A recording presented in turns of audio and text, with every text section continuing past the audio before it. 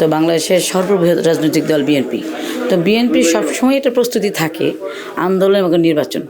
কাজেই নির্বাচন এটা দীর্ঘদিন পরে হয়েছে, এটা ঠিক, যেহেতু বিগত আওয়ামী ফ্যাসিস্ট সরকারের সময় বাংলাদেশে কোনো নির্বাচন হয়নি, সে কারণে আমাদের প্রস্তুতি কিন্তু সবসময় ছিল। বাট আমাদের যেটা কথা ছিল যে আমরা জনগণের ভোটের অধিকার প্রতিষ্ঠা না করে আমরা নির্বাচনে যাব না, বা আমরা সেই আমিটামি বা রাতের নির্বাচন, সেই নির্বাচনগুলোতে আমরা অংশগ্রহণ করিনি। কিন্তু আমাদের প্রস্তুতি কিন্তু সবসময় ছিল, যে কারণে এবার এই দেড় বছরের 24-এর গণ অভ্যুত্থানের পরে যখনই নির্বাচনের কথা বলেছে তখন থেকে কিন্তু প্রস্তুতি শুরু হয়েছে। কাজে আমাদের প্রস্তুতি সম্পন্ন। এখন আমরা 12ই ফেব্রুয়ারি নির্বাচনে ভোট দেওয়ার অপেক্ষা।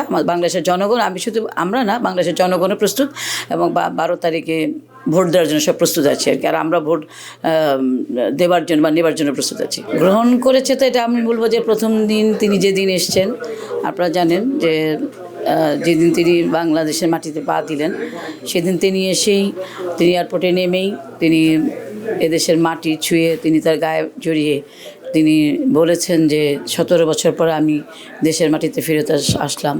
যাদের কারণে 17 বছর তিনি আসতে পারেননি, সেটাকে তিনি উপলব্ধি করেছেন। তো বাংলাদেশের মানুষ তো দীর্ঘদিনের প্রতীক্ষায় ছিল যে লিডার আসছে, তো আমাদের লিডার আসছে, এবং এই লিডার আশাকে নিয়ে আমাদের চেয়ারম্যানকে আশা নিয়ে অনেক কিছু বলেছে। বিগত দিনে অনেক কথা আমাদের শুনতে হয়েছে, বিভিন্ন টকশো থেকে আমাদের বিভ্রান্ত করা হয়েছে যে আপনাদের নেতা আসছেন না, আপনাদের নেতা আসবে না। প্রতিরোধ আমাদের নেত্রী বলেছেন, দেখেন উনি জীবনের একদম শেষ সায়নে যে বক্তৃতা, সেখানেও তিনি বলেছেন যে আমরা প্রতিশোধের রাজনীতি করি না, প্রতিহিংসা প্রতিশোধের রাজনীতি করি না। বিগত দিনে কে কী বলেছে সেটা বড় কথা নয়। আমাদের নেতা তারেক রহমান বলেছে যে আমরা 24-এর আগে ফেরত যেতে চাই না।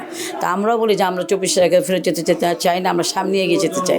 তো ইনশাআল্লাহ বাংলাদেশের জনগণ, আমাদের জিয়াউর রহমান আমাদের আদর্শের জনক, তাকে যেভাবে বাংলাদেশের মানুষ গ্রহণ করেছে, ঠিক তেমনিভাবে তার যোগ্যতাশীল বেগম খালেদা জিয়াকে কেমনভাবে গ্রহণ করেছে তা তো আপনারা দেখেছেন, এবং তার বর্তমানে বাংলাদেশের মানুষ তার জানাতে কী হয়েছে সেটাও আপনারা জানেন। তো ঠিক তেমনিভাবে তারেক রহমানকে বাংলাদেশের মানুষ কীভাবে গ্রহণ করেছে তার প্রথম দিনের জনসভার মাধ্যমে বোঝা যায়। তা আমরা আশাবাদী যে বাংলাদেশের মানুষ তাদের শ্রদ্ধায় ভালোবাসা যেভাবে শহীদ রাষ্ট্রপতি জিয়াউর রহমান এবং বেগম খালেদা জিয়াকে রেখেছে, তাদের ভালোবাসা অবশ্যই তারেক রহমানকে রাখবে, এবং 12 ফেব্রুয়ারি নির্বাচনে ইনশাআল্লাহ তার প্রতিফল আমরা দেখতে পাবো।